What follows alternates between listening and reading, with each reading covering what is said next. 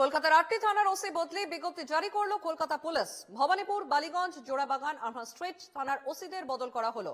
প্রকাশিত বিজ্ঞপ্তি অনুযায়ী সত্যব্রত রায়চৌধুরীকে ভবানীপুর থানা থেকে সরানো হয়েছে, তাকে পাঠানো হয়েছে হেয়ার স্ট্রিট থানায়।